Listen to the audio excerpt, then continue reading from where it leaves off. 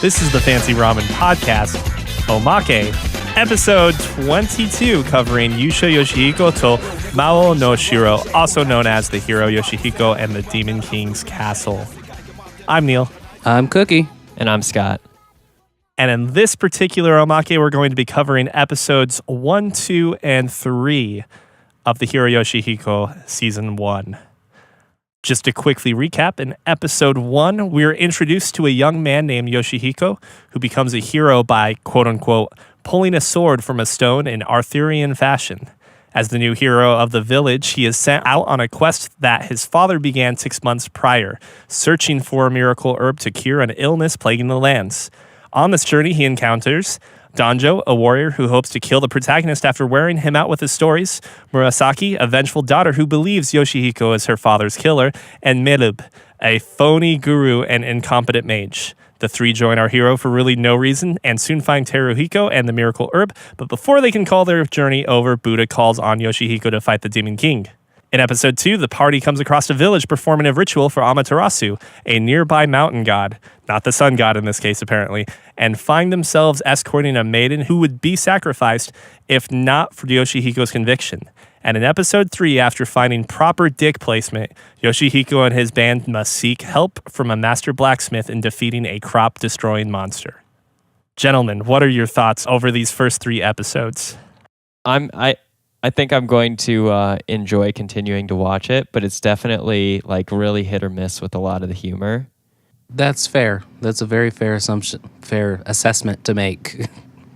Yeah, it's like some jokes land and they're really funny. Like the vagrant who had to worry about dick placement, like when they first revealed that that's what he was trying to do, I was, like kind of disgusted and a little confused when he first puts his hands down his pants, and then when he had to explain that it was akin to death if you had improper placement, all of a sudden I was cracking up. Like there are some really great jokes, and I could watch the interaction with the Buddha scenes at the end of every episode happily, and like not see anything else. But I think those are really entertaining.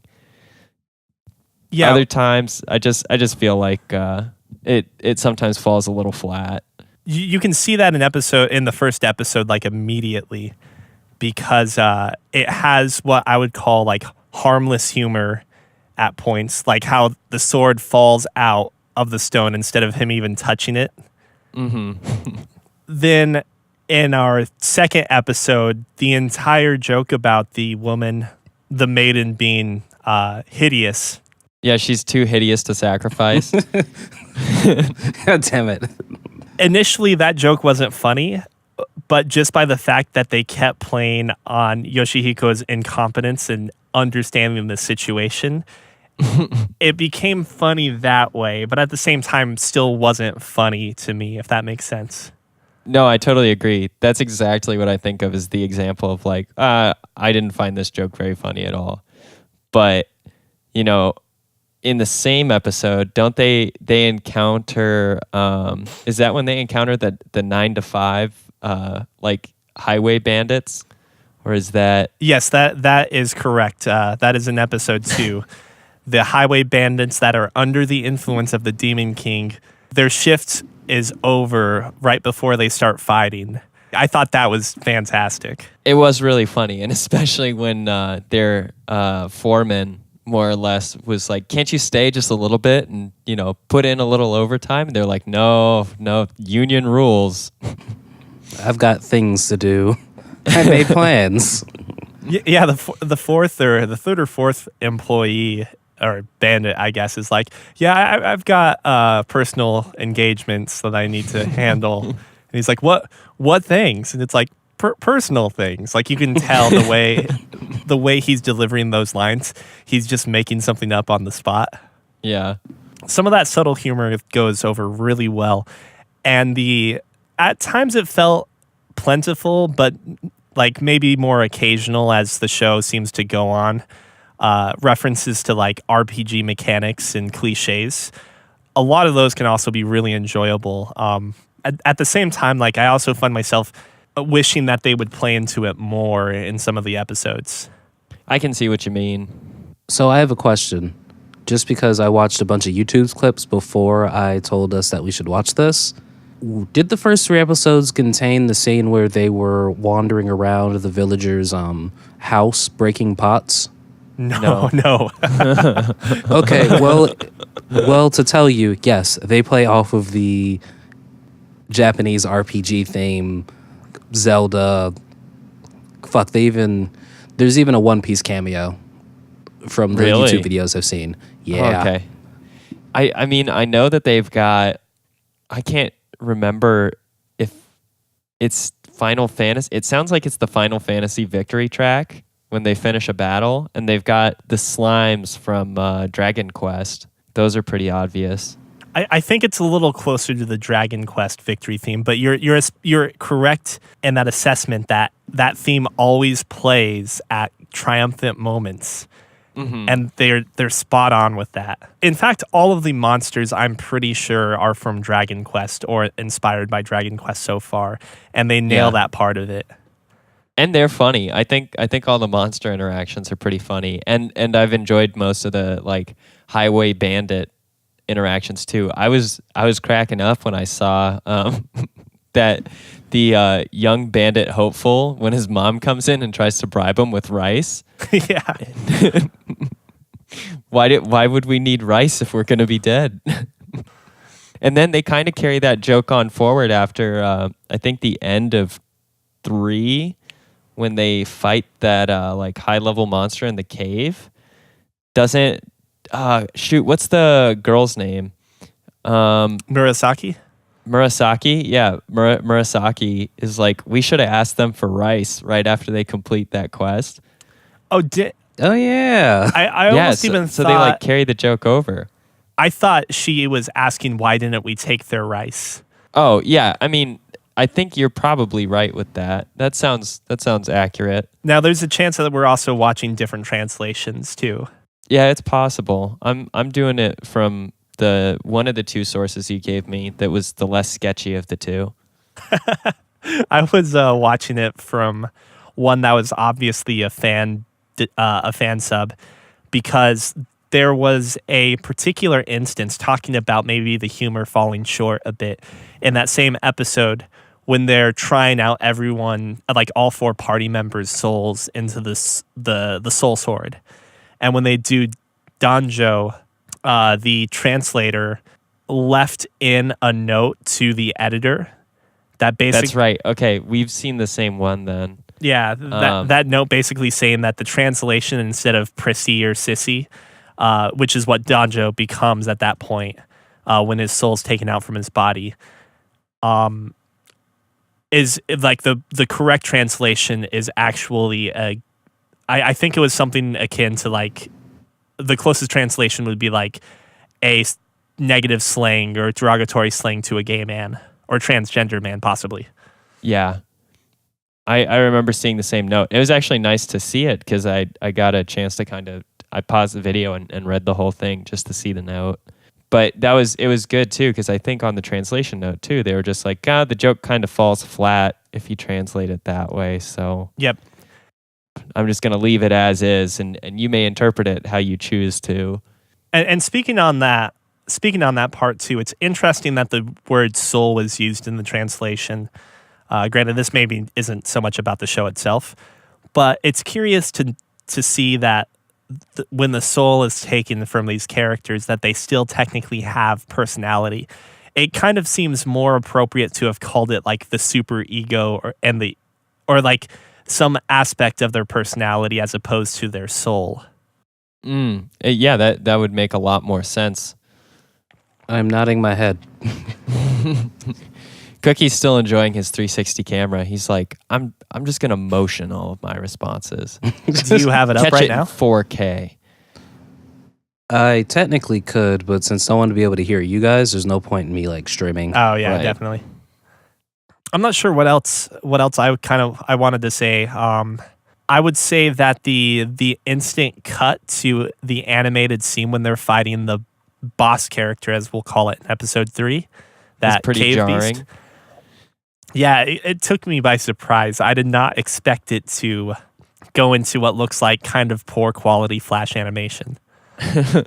purposely poor. It's interesting because I think this does get compared a little bit to like at least Monty Python-esque with being skit comedy.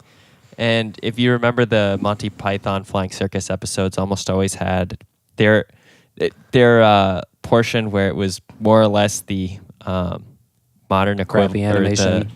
It was the animated portion that was more or less like Photoshop cut and paste with like human figures and models. Prettier and less animated South Park, if you will. Yeah, that would make sense. Speaking of Monty Python, an episode, I believe it was 2. Actually, let me double check that. I might not have even put this in. It was either 2 or 3. Oh, they come across it's the killer koala. Is that what you're talking about? Yeah. Yep. Yeah, it's a straight rip from the killer rabbit in Quest for the Holy Grail. Very much so. To me, it felt like that did not hit home nearly as well as some of the other gags they had. No, it's not nearly as funny as the killer rabbit one. Win some, you lose some?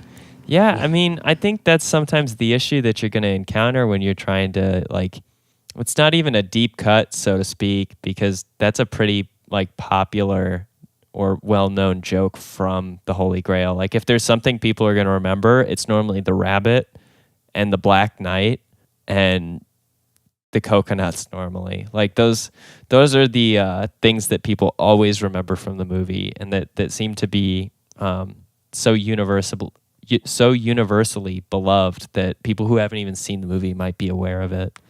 But like with the koala, I don't know. It's just a stuffed koala with it. They put teeth on, and so when I saw that they had like the fake vampire teeth on it, it was a little funny there. But that was about it. Otherwise, it was like seeing the same joke but just done at a like poorer quality, which was kind of sad.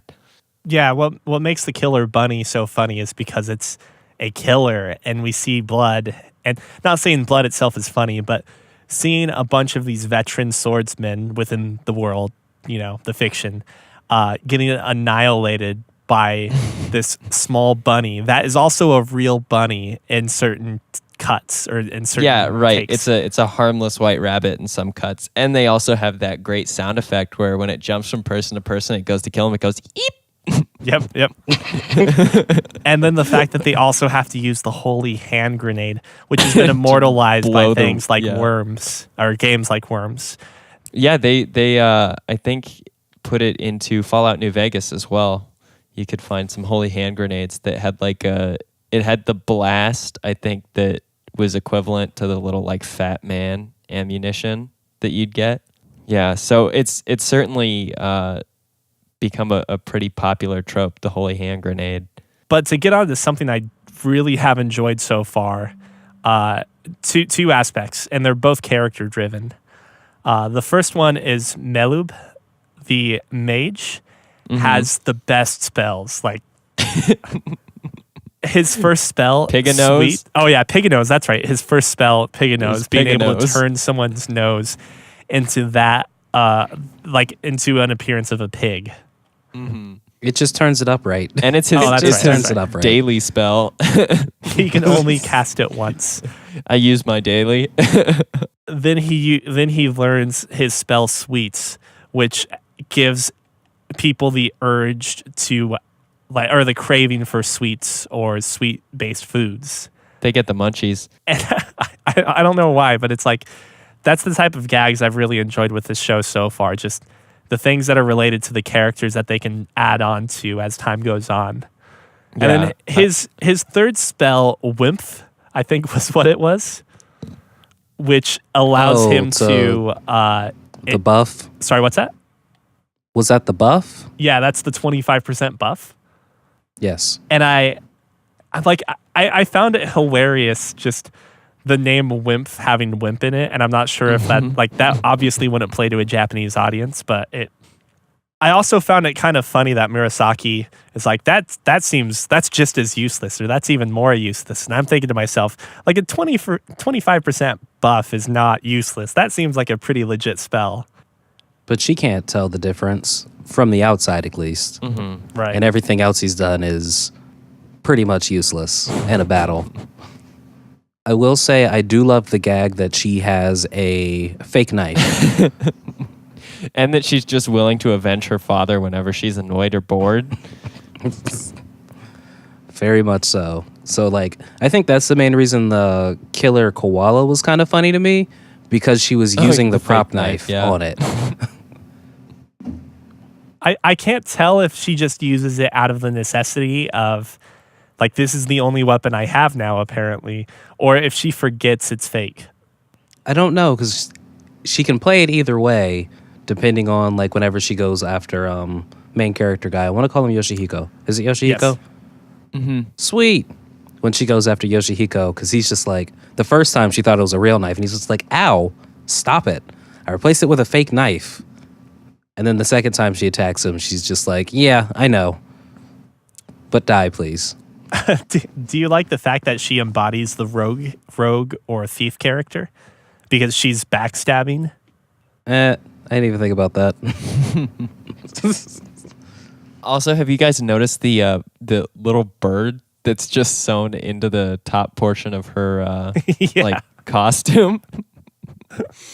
Yes. I don't know why I find it so funny to see the little fake bird, but it's hilarious to me every time I glimpse it. And also, I think that's the other thing is, like, it's unapologetically like a super low budget show. Like, that's part of the gag.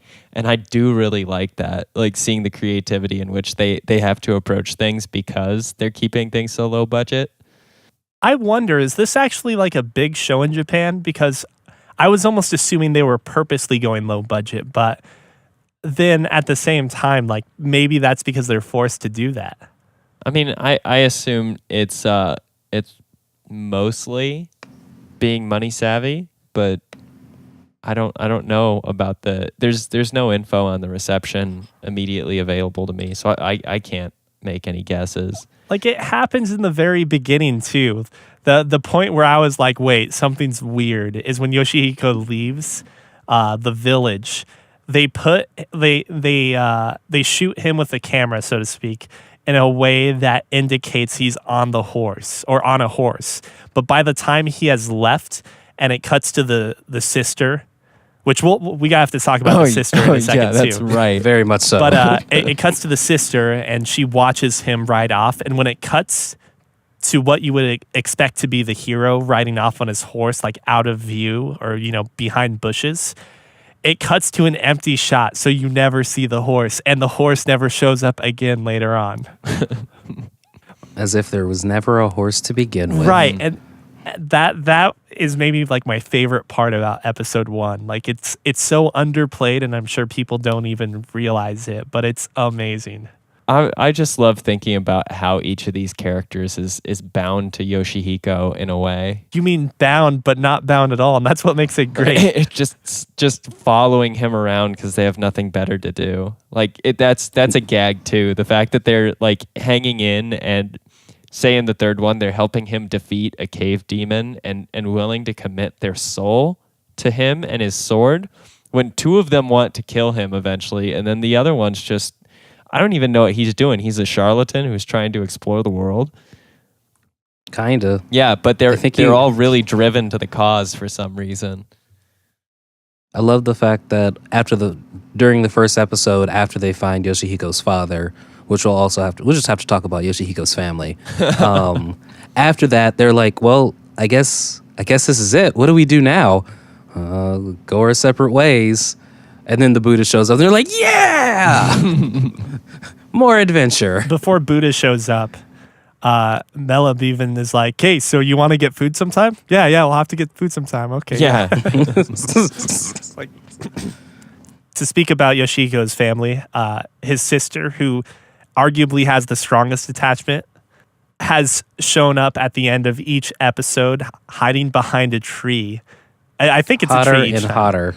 Well, not just hotter No, and it's a tree hotter, each time. but she's also looking more glamorous with like her outfits. She goes from wearing white and like the drab clothes from the original scene to now she has a pink hat.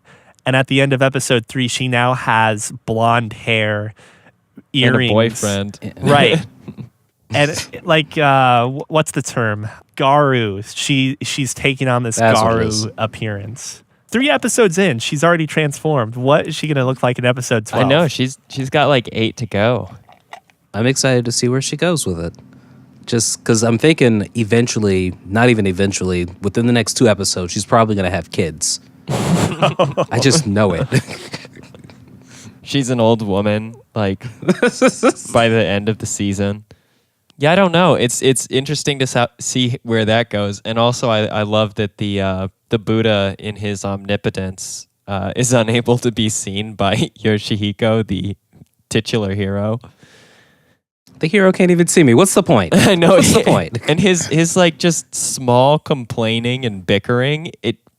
There's something about the like delivery of that dialogue that even though you can't speak the language, like you still the delivery of it and just the like the audible context of it is really enjoyable and funny. Without fail, halfway through his speech each episode, he starts to become really uncertain of what he's doing or like of what he's saying. He really doesn't even know what he's trying to say sometimes. I'll tell you what, in the first episode, I was wondering if like this was some weird hidden gag, like he was going poop or using the restroom halfway through the scene. I thought that too. Because like that's what it sounds like. He's like, don't mess with the Buddha. It's like, all right, yeah, and I'm just kind of like making an audible pause here right now, and I'm kind of looking around, like, because I'm not going to look directly down at my penis while I pee. But yeah, it's like kind of awkward, even though you don't know I'm going to the restroom. I'm still talking to you. Teruhiko, Yoshihiko's father, is the least connected to him because as we find out at the end of episode 1, he has started a family within 6 months, a new family. Let's point out, too, within 6 months, he finds a miracle herb which cures the plague, which is apparently plaguing, that's redundant, affecting villages across the land, quote unquote.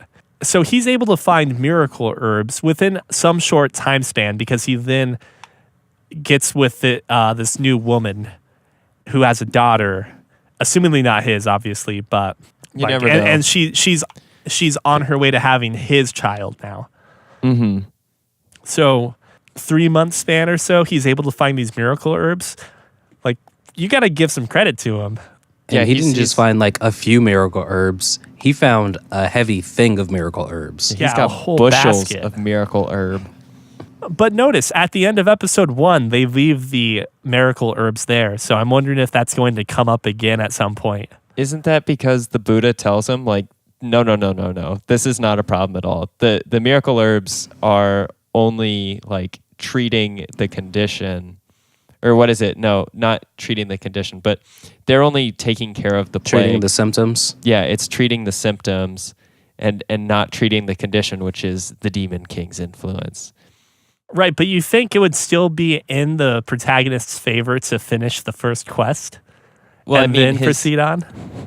But they just completely leave the bushel there. Side quests and bonus quests every time. So I do love the fact that Yoshihiko's father is just a straight black guy. He's just a black dude. Went out to go get milk, never came back. Turns out he's got a second family. He did find the milk, though. He grabbed the milk. He just decided he didn't want to come back after he got it. Grabbed the milk, hit a strip club. Now has a new family. Life couldn't be better. I wonder what the daughter thought about this, because she's been following Yoshihiko this entire time. I think doesn't she see her dad? I'm pretty sure at the end of the episode that she does witness that he's there. And then just says, Yoshihiko, I'm so worried about you. Yeah, but she doesn't seem to really care that much. I mean, maybe that's where she's getting her money too, is she reconnects with the dad after that episode, and after he starts up a dispensary of his miracle herb, that's where she's getting all the money for clothes. That's a good theory. Yeah, we're gonna say it's canon until I'm proven wrong. I like the way you think, Trickle. I like the way you think. So what's your favorite character out of all these guys? I think Niels is probably the sorcerer or the guru or whatever, right? Melub? Yeah, it's a split between him and Yoshihiko because I've already talked about the mage being great. The hero, Yoshihiko, has this amazing tenacity to just to narrow his vision to one thing, to tunnel vision on something that is not important, and then just wants to fix it or do it. And like it's displayed in multiple things from like obviously going on these side quests to the fact that the maiden in episode 2 is so hideous, and it's her hideousness that like enables them to, you know, pass their quest. I love the fact that the was it an Oni? What was it in the shrine? It's Amaterasu. Oh yeah, so Amaterasu. I love the fact that he's like, oh yeah, you guys can stop doing that. Yeah. Honestly, you guys are scraping the bottom of the barrel now. And she's just like, I think I'm happy, but I don't really know how to feel. Right. I need to process this information. I'm so ugly that I ruined this sacrifice. I'm not crazy. They say Amaterasu earlier, right? Possibly. I'm almost certain that they do, and it's really just a red light in a like shack. There's nobody there. And it's funny because while they say that, like Amaterasu is the goddess of the sun, but this particular version is some deep-voiced baritone mountain god that apparently just wants female sacrifices. Things are all mixed up.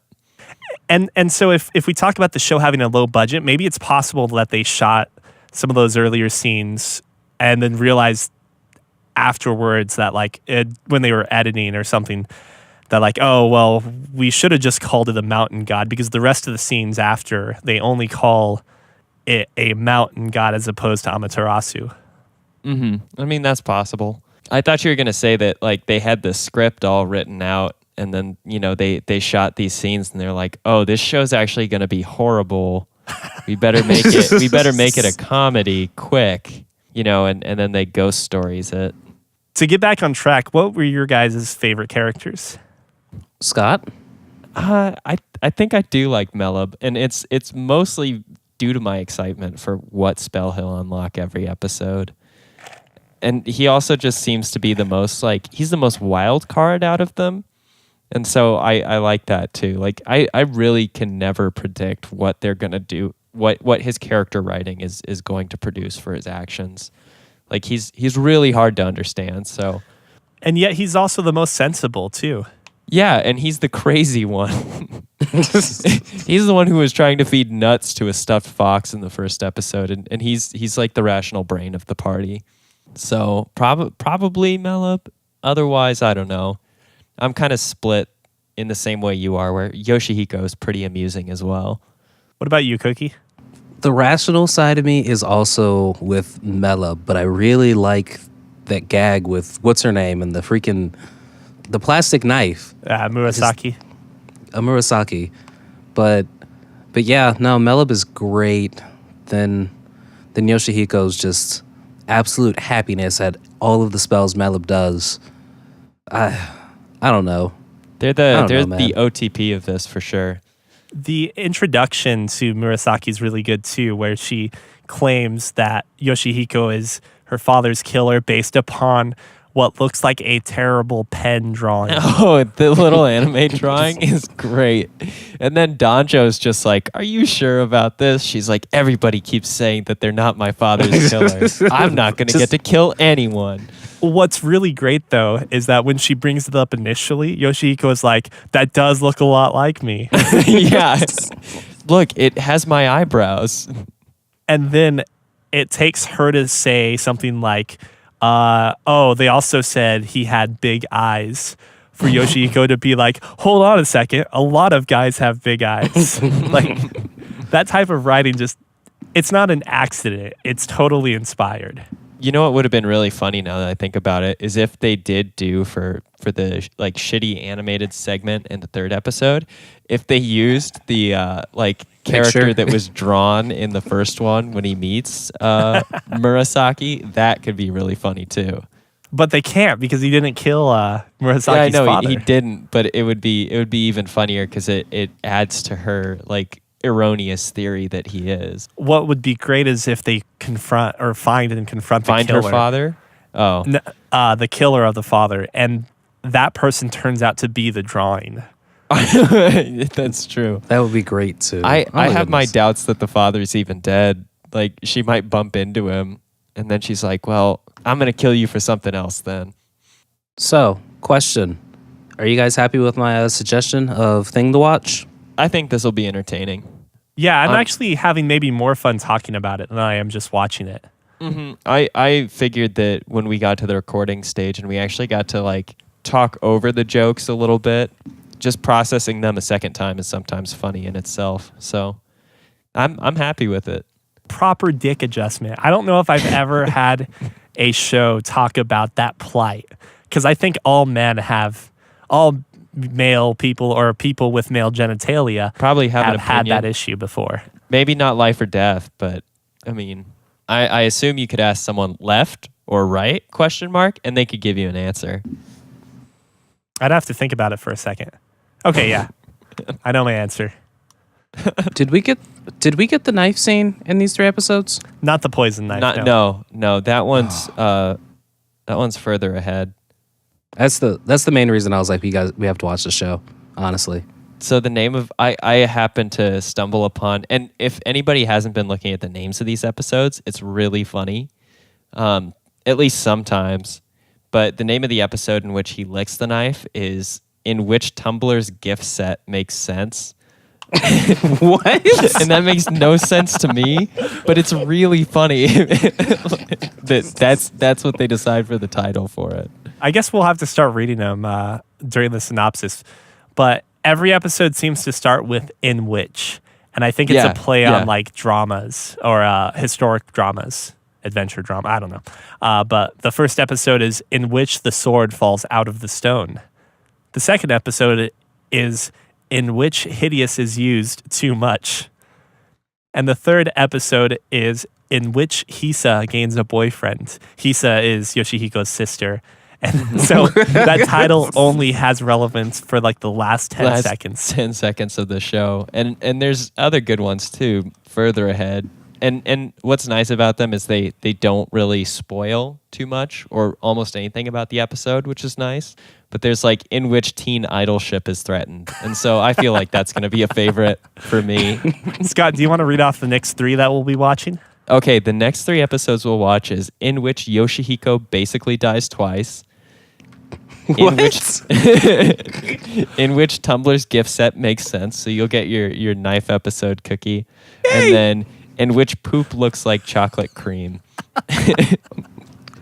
So it's gonna be good. I'm looking forward to it. It seems like the show had to go through some rough spots to introduce everyone. Right, it's a growing pains episode for sure. Yep. So I'm expecting the show to get better as time goes on. Me and you both. I will say, though, I did like the first joke of the sword falling out and Yoshihiko going to be like, I didn't really pull it. And he's like, you'll do just fine. Okay. I was like, this is what type of show this is going to be. Yeah. Yes. Yeah. Well, guys, it's been exciting and fun talking about Yuusha Yoshihiko with the two of you. Next week we're going to do another one of these watch-alongs. I believe so. Fantastic. I'm down. So expect our next Omake to cover this next week. If you want to contribute to the conversation, you can email us at podcast@fancyramen.com. Leave us a comment in YouTube or on our YouTube video. Am I missing anything? Leave us a message on Fancy Ramen Facebook page. Also, to help us out the most, you can always like and subscribe the podcast on the Apple Podcasts, iTunes Podcasts, I don't know what it's called.